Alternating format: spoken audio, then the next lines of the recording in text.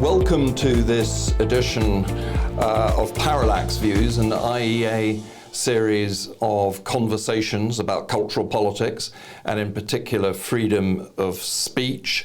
My name is Marc Glendening, and today I'm hugely honored to be joined by Yaron Brook, chairman of the Ayn Rand Institute in America.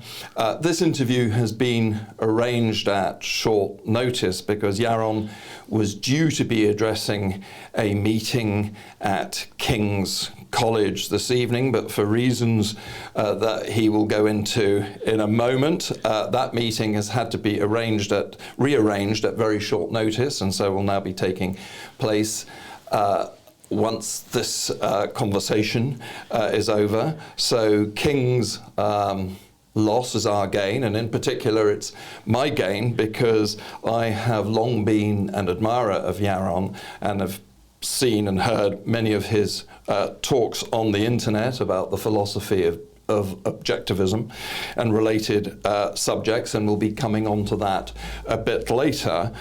Before we come on to objectivism, sure. Please tell me about the circumstances in which you find yourself here tonight, because I find them very revealing, and they relate to a sort of horrific experience you had a few years ago at King's. Yes, a few years ago I was doing an event with the person known as Sargon of Akkad. We were doing an event on free speech. It was going to be a conversation about free speech between the two of us.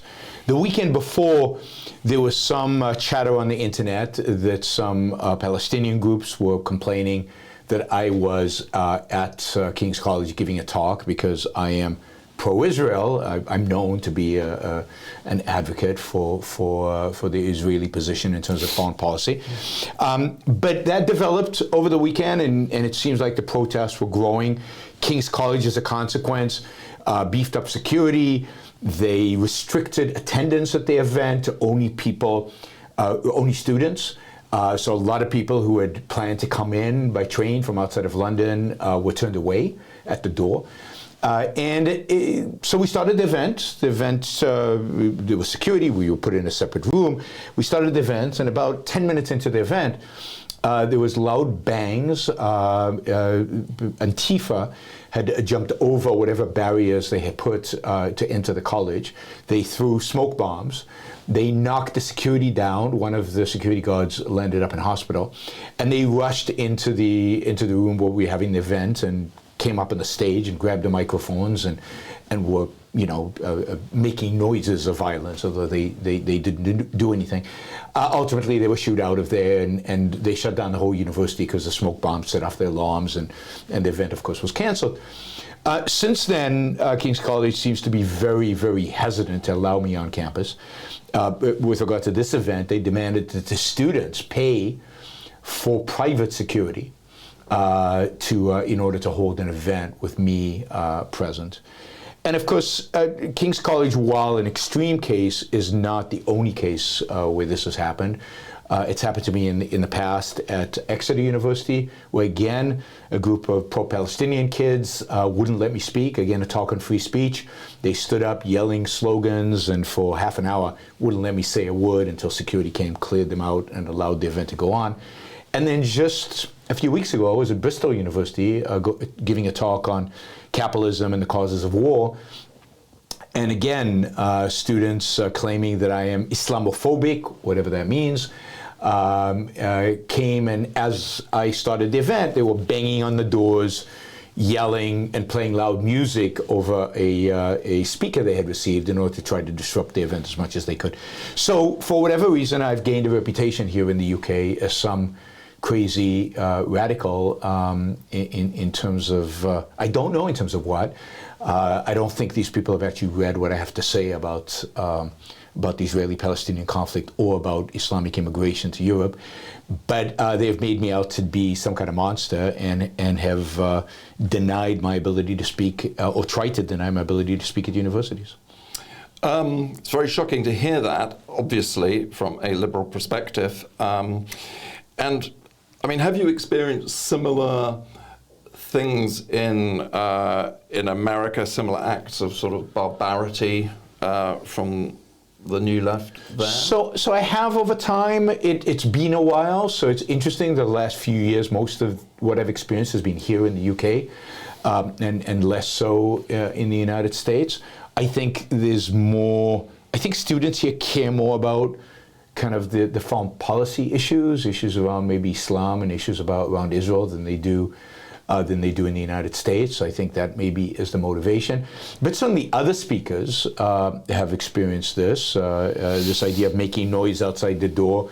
I've seen videos of Jordan Peterson having to deal with that, and other speakers we all know, well-known speakers, not particularly crazy in my view, have been banned from campuses or not allowed to speak, or attempts have been made to disrupt them during speech. So this is a pattern. It's, COVID has slowed things down. So for 2 years we weren't on campuses speaking. Now that we're back, it seems like the new left is alive and well and actively involved in trying to silence points of view they don't like.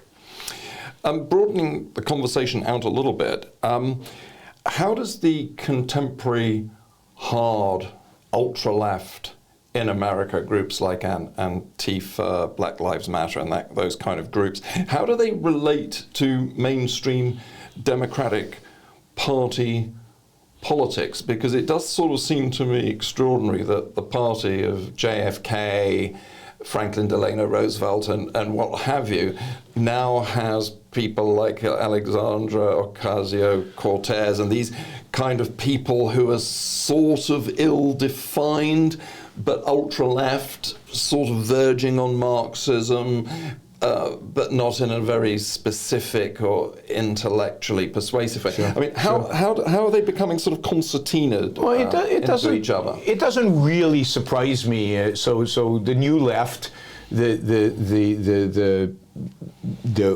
AOCs of the world are coming to become more and more important and more dominant within the Democratic Party. And the Democratic Party has taken a shift to kind of these new left positions, which doesn't really surprise me. It's something that I think Ayn Rand predicted in the 1960s would ultimately happen. The JFKs, the LBJs, Johnson, even the FDRs, whatever they represent, they don't represent anything principled. They present some mushy welfare state, mixed economy position that doesn't really have any principles and any really guiding lights. I mean, John F. Kennedy was a known pragmatist who didn't really stand for anything substantive. When you have an environment in where the consensus is kind of wishy-washy, neither here nor there, that is incredibly vulnerable for people who actually believe in something, even something really bad, to start tilting people in that direction. Long-term, ideas are what matters. Long-term, it is the radical positions, the more consistent positions that win out. The mixed economy is not sustainable. The mixture will either move towards more authoritarianism or towards more freedom. And I think what we've seen in the Democratic Party is this mixture of some freedom, but a lot of constraints, and certainly in the economic sphere, a lot of regulations and controls and redistribution of wealth and so on. This mixture in the Democratic Party has led to those advocating for more controls and more consistent controls to dominate and to move the Democratic Party towards a more kind of authoritarian positioning. I think they've done the same thing on the right. The kind of the party of, Richard Nixon and certainly the Bushes, which stood for nothing. Right, stood for vaguely free markets, but not too seriously, and that's cutting taxes. The one thing the Republicans have always been good at is cutting taxes, but not in the name of liberty or freedom or anything like that, because they never cut spending, and they never really deregulate. And of course that mishmash, that inconsistency, that unprincipled position, opens Republicans up to the kind of, I'd say, new right, which is much more nationalistic and much more fascistic and much more authoritarian. So I think both left and right are moving towards authoritarianism, different brands of authoritarianism, as a consistent application of the underlying ideas that are behind each one of the left and the right. In that sense, I don't like that spectrum anymore, because what we're seeing is collectivism of the left and collectivism of the right, and people like us don't belong anywhere near there. We're like on a different dimension, and the political dimension I like is collectivism versus individualism, with much of the collectivism on the left and right on the collectivist side, and the few of us who still stand for individualism on the other side.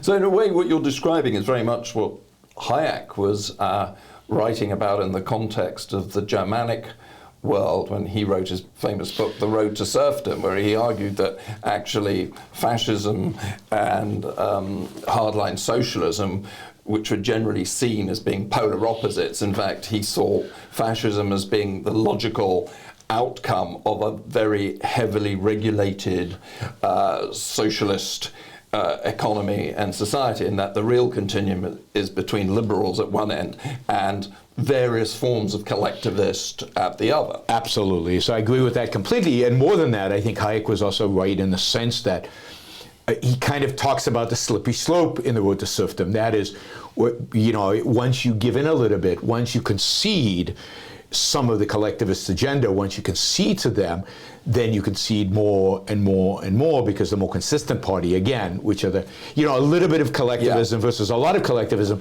a lot of collectivism, the fascists and the socialists are more consistent about their collectivism than this wishy-washy middle ground of a mixed economy. And so there's a slippery slope that once you go the JFK route, or once you go the Richard Nixon route, the left is going to become more collectivist and the right is going to become more collectivist, because neither the Republican Nixon or the Republican Bush or the Kennedy, neither one of them stand for individualism, stand for liberalism in its proper conception. Yeah. What's interesting about the current political scene, both in your country and here, is the way in which cultural politics has now moved to the front of the stage, so to speak, and in particular, and this is something I associate much more with the New Left than the right, a particular obsession with language and the desire to regulate, control language, prevent people like you from even speaking. What do you think philosophically lies behind this? Yes, well, you know, so what lies behind it is a rejection of the idea that reason is the mechanism by which we discover truth. That reasoned debate, reasoned argument is the way in which you convince other people, and using our mind, our senses, and our reasoning capability is the way we discover truth about the world.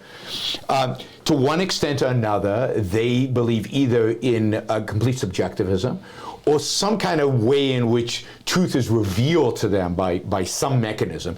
They know it. Maybe it's through their racial identity, or maybe it's through their intersectional identity, depending on kind of who you talk to on the radical left. But once they have that truth, since they didn't achieve that truth through a reason mechanism, there's no way for them to explain it to us.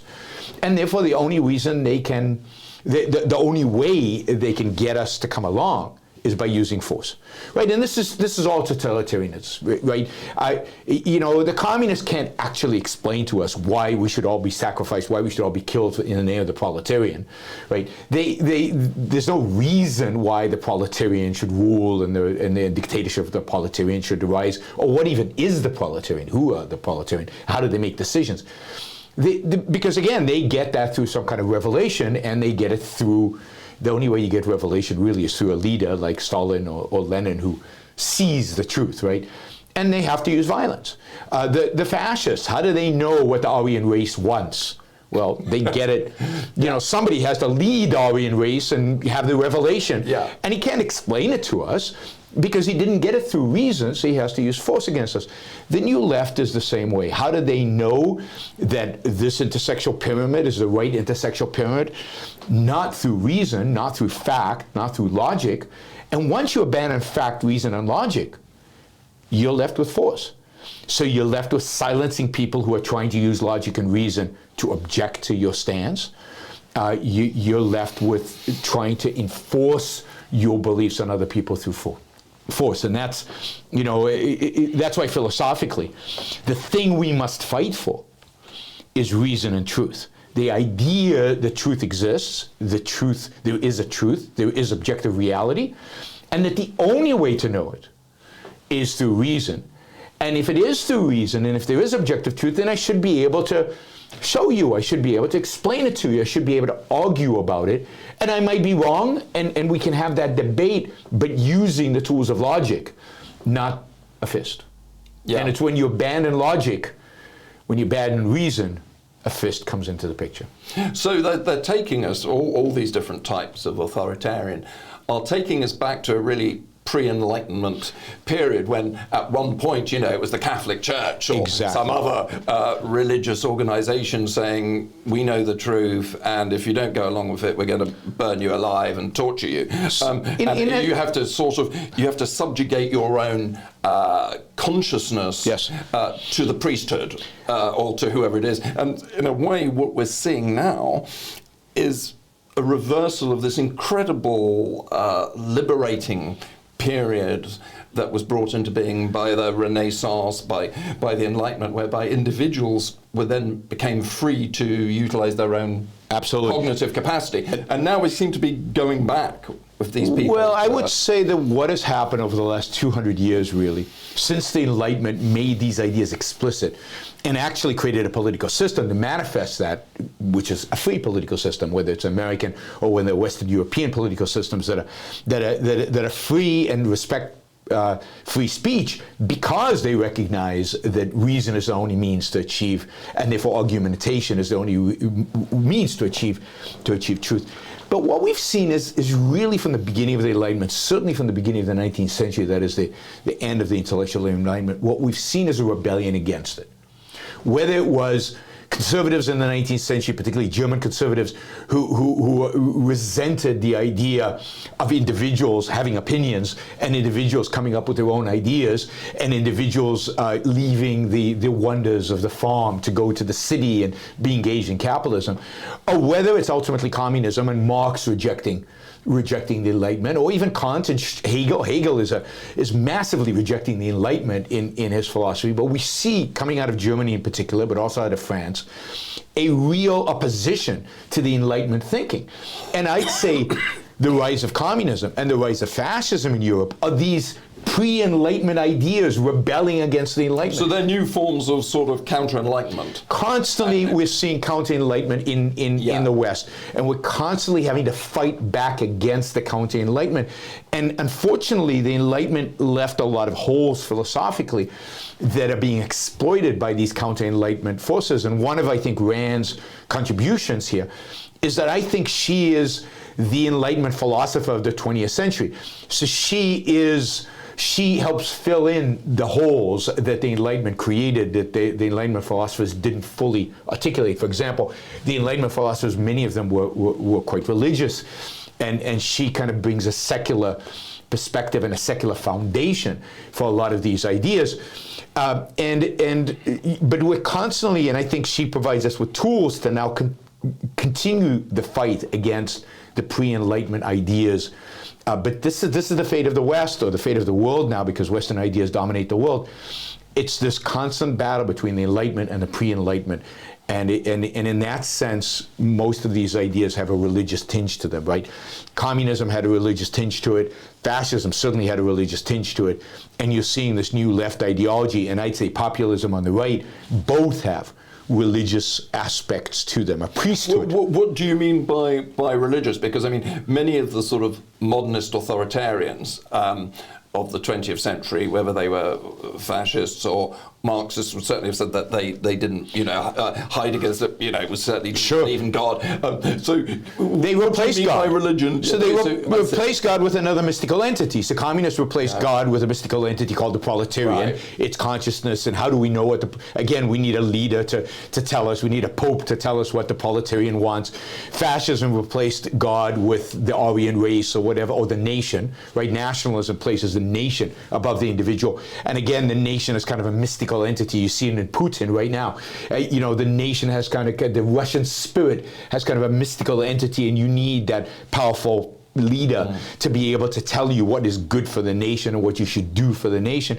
And I think the New Left has, in a sense, this mystical entity, this knowledge that somehow they have accessed, but it's fundamentally anti-reason. And when you don't have reason, what's left? You have left emotion.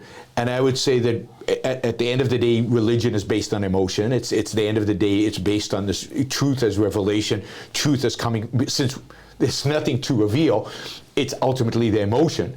And so I think that all these supposed secular movements, by rejecting reason, are left with emotionalism. And the state becomes a kind of an omnipresent, all-powerful agency that kind of replaces God. Yeah, so whether it could be the state, it fixes everything, or it could be the intellectuals, right? Yeah. It could be the intellectuals that tell you which group today you have to sacrifice to, right? Which group today is at the top of the hierarchy of need, and therefore that require your sacrifice. But note that they've taken, in a sense, they've taken Christian morality, they've taken the morality of sacrifice, they've taken the morality of the neediest in society need your help, or a group that they define as the neediest. Again, whether it's the proletarian, we must all sacrifice for the proletarian, or whether it's the Aryan race, we must all sacrifice the Aryan race, or whether it's transgender,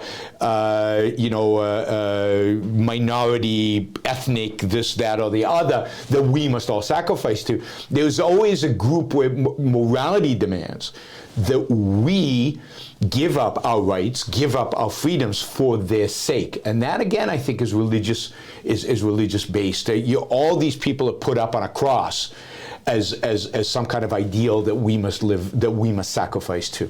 Ayn Rand, towards the end of her life, while she was primarily, I suppose, fixated in terms of promoting the cause of liberty against more traditional forms of collectivism. Towards the end of her life, she did write a book about the emerging New Left, and it would be fascinating, would it not, to see how, had she lived on, she would now be evaluating movements such as transgenderism and all the other stuff that now comes under the sort of collective umbrella of the New Left. How do you think she would be looking at the kind of developments we've seen in America? I mean, again, hard to tell. She was a genius, I'm not, so she would have had profound things to say that I can't even imagine. But she was already writing about this in the late 60s and early 70s. She was writing about, in a sense, balkanization, the elevation of ethnicity as some kind of elevated, wondrous thing that we should be promoting. And she talked about balkanization before we saw this slaughter in the Balkans in the 1990s, right, when Yugoslavia fell apart. She was already predicting that based on this idea that we were elevating the ideal of ethnic groups, both within the United States and globally. She saw the rise of environmentalism as a phenomenon of the New Left, and she talks in one of her essays, Apollo versus Dionysus, about the difference between kind of the Woodstock New Left attitude to life, which was the rejection of reason, the elevation of emotion, versus their Polonian view of life, which was represented by the flight to the moon, which represented reason and the use of science and reason. And she said the world, unfortunately, is drifting towards this Dionysus view, this view of emotion. So if you combine kind of the ethnicity with emotion, I think that's what we're seeing today. We're seeing little groups who express their emotions that have no connection to reason, deny the efficacy of reason. The whole postmodern movement, which basically says there is no truth, there is no logic, none of that matters. I think all of that would be completely consistent with what we saw back then. There's a sense in which the hippies of the 1960s were the New Left. They failed, and the primary failure was in 1972. And politically, if you think about McGovern, who was a clearly New Left candidate and a real authoritarian and a real statist, a real socialist, he failed dramatically against a very mediocre Republican, Richard Nixon. But he was crushed by Nixon. That kind of put the New Left on the side. And what happened to those hippies is many of them became university professors. And what we're seeing today is the result of 40, 50 years of these New Left hippies of the 60s educating multiple generations in this philosophy of emotionalism, of rejection of truth and rejection of reality and rejection of reason, and we're reaping the evil consequences of their dominance of our educational institutions, primarily in the United States, and then the exportation of those ideas to the rest of the world. So there's a sense in which everything we're seeing today have its roots in the 60s, and of course really have their roots, I would say, in German Romantic philosophy, going back to Immanuel Kant. Yeah. A Labour Party friend of mine believes, but he's very much on the sort of traditional social democratic wing of his party, but he believes that the New Left are what he calls a proto-fascistic movement, in that, just as you say, they're elevating the politics of emotion, and that this is a sort of primitive politics, which is also a tribalistic movement whereby society is being analysed in terms of groups rather than individuals who have rights. And so that the New Left is creating, through their theory, these categories, these identity groups that don't actually exist in reality. Absolutely, and you know, groups generally don't exist in the sense that only individuals exist. We can conceptualize people into groups, but they are elevating the group above the individual, which all collectivists have done throughout history. But I would tell your friend that he's at blame. I mean, at the end of the day, it's the Social Democrats that are to blame for this appearance on the left. Look, the Social Democrats have forever wanted to, in a sense, enslave us economically. They want to control us economically. They want to tell us what we can and cannot do economically. And generally they've said, what you do in your private life, we don't want to intervene. You can have that. You can do what you want. Indeed, it was the right, at least in America, who said, you know, in your economic realm, you can do what you want, but in the bedroom, we want to control you. But what's happening today, and by the way, that's because each one viewed what was important. Like the Marxists believe in the material world, so they want to control the material world. They don't care about the spiritual world because they don't believe in it, so they just want to control the material world, which means economics. The right believes in the spiritual world. They tend to be religious, and they want to control the spiritual world. They don't care about the economics. That's just a this worldly, ugly kind of phenomena, so you can do what you want. That's the reason you have that split between Republicans and Democrats. But what is happening today on both sides is you're seeing more consistent people. So people on this new left are saying, wait a minute, if you guys think that it's okay to control people materially through economics, why shouldn't we be able to control people spiritually as well? And spiritually and in the linguistically. Sense, and that's linguistically. Linguistically is spiritually. Yeah. So we want to be able to get into the bedroom and tell them what they can and cannot do and how they should be, shouldn't behave. And we want to get into issues like gender and so on. And we want to use the same tools you used in economics: force, coercion, authoritarianism, to impose our views about these other issues as well. And on the right, what you're seeing is, you're seeing the populists come into the right and say, well, you wanted to control the bedroom and all of that, fine, but why can't we control the economy? Shouldn't we also control the economy? Ultimately, the economy, affects these spiritual values as well. So you're seeing both left and right completely abandon freedom. The left used to stand for freedom of speech and and spiritual freedom. They've abandoned that. They're purely authoritarian. The right used to stand for economic freedom. They've abandoned that. They're pure authoritarian. And what you've got today is the dominant trends on both left and right, at least in the US, and I think to some extent here, is the authoritarians are winning on the left and they're winning on the right. And there is nobody on the political spectrum standing for liberty. So the what we call the classical liberal point of view is not represented today in politics. I mean, who is a classical liberal politician in America? One or two maybe you could find. Maybe there's a couple in the House and a couple in the Senate, but that's it. You certainly can't identify that with Republicans or Democrats. They both abandon whatever elements of pro-liberty and pro-freedom they used to have. They've abandoned them completely in the name of authoritarianism. So this brings me to my last question.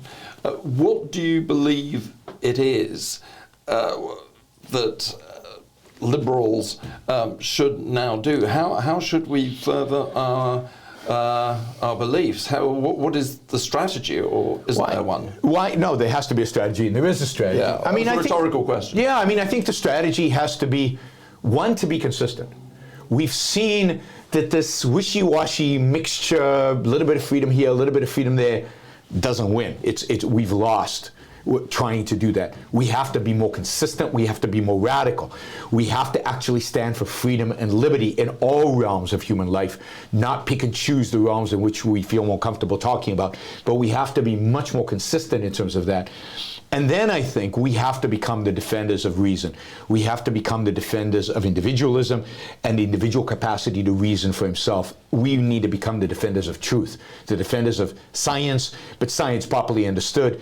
And it's only if we defend reason as the fundamental means of human knowledge, and the individual as the entity that reasons, and therefore the entity that has moral sway, that has agency. So two things we have to defend. It's what the Enlightenment defended: reason and individualism.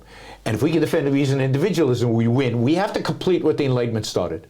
The Enlightenment started us on the path, or the Renaissance through the Enlightenment started us on the path of reason and individualism. We need to continue on that path. We've abandoned, I think many people on the liberal side have abandoned those ideas and have become much more wishy-washy about them, or just focused on economics, or just focused on this. We need to embrace the Enlightenment more fully, and I think more consistently. And here I still encourage people to read Ayn Rand and to take her more seriously.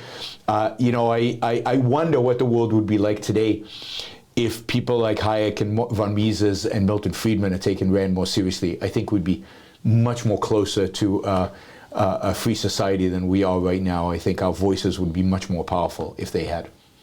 Yaron, thank you so much for giving me your time, giving my pleasure. The supporters and viewers of the IEA your time. Thank you very much. My pleasure, thank you. Well, if you enjoyed that conversation, why not watch one of these other videos? And while you're here, remember to hit the subscribe button and the notification bell. That way, you'll never miss out on a single IEA broadcast.